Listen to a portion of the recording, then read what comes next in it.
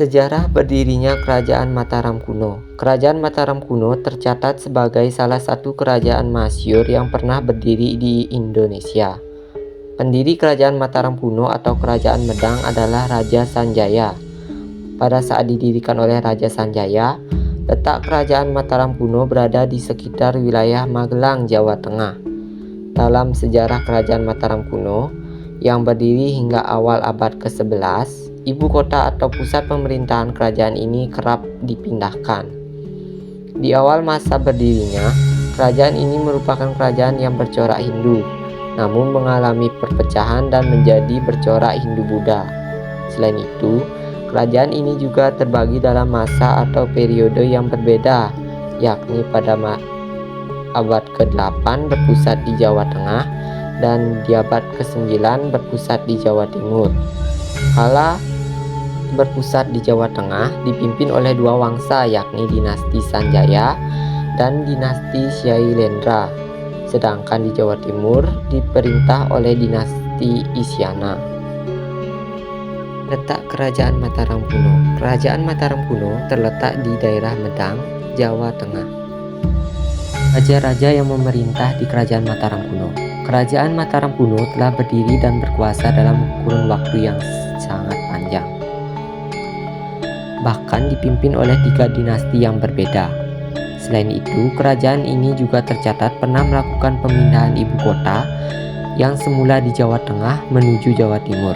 Berikut ini raja-raja yang memimpin di Kerajaan Mataram kuno.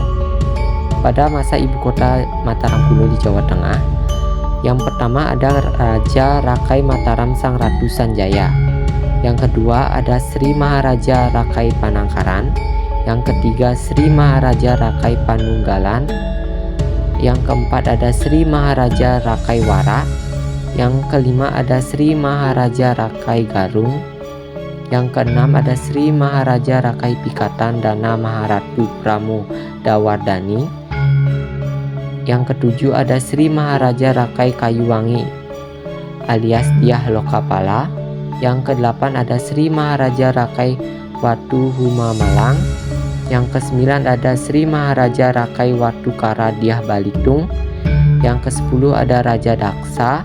Yang ke-11 ada Raja Tudolong. Yang ke-12 ada Raja Sumba Dyah Wawa. Pada masa ibu kota Kerajaan Mataram kuno di Jawa Timur ada Raja Rakai Hino Sri Isana alias Empu Sendok. Yang kedua ada Sri Lokapala dan Ratu Sri Isana Tunggal Wijaya. Yang ketiga ada Makutawang Sawardana. Yang keempat ada Dharma Wangsa Teguh. Masa kejayaan Kerajaan Mataram kuno. Kerajaan Mataram kuno berhasil mengalami masa kejayaan di era pemerintahan dinasti Syailendra yang mulai memimpin pada masa abad ke-8 Masehi dengan raja yang memerintah yaitu Raja Rakai Watukura Dyah Balitung. Pada momen ini, Kerajaan Mataram kuno berhasil melakukan perluasan terhadap wilayahnya hingga mencapai Semenanjung Malaya. Selain itu, di bidang politik, ilmu pengetahuan, budaya, kesenian, dan sosial juga berkembang dengan sangat pesat. Salah satu pencapaian pada masa kejayaan Mataram kuno yaitu pembangunan Candi Borobudur. Masa keruntuhan Kerajaan Mataram kuno. Peristiwa kehancuran Kerajaan Mataram kuno disebabkan karena adanya perselisihan yang berkelanjutan antara Jawa dengan Sumatera. Perselisihan tersebut diakibatkan adanya dendam oleh Raja Kerajaan Sriwijaya yaitu Bala Putradewa kepada Rakai Pikatan Raja Kerajaan Mataram kuno. Permusuhan dan perselisihan antara kedua raja tersebut berkembang dan berlanjut bahkan ketika dinasti Isyana berkuasa.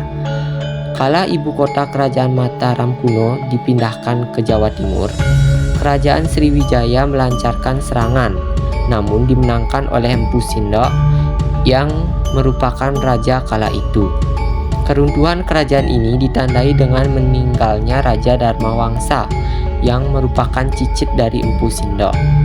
Kala itu Raja Dharma Wangsa tengah lengah karena merayakan pernikahan putrinya. Sementara istana diserang oleh Aji Wurawuri dari Luaram yang diperkirakan merupakan bagian dari sekutu kerajaan Sriwijaya.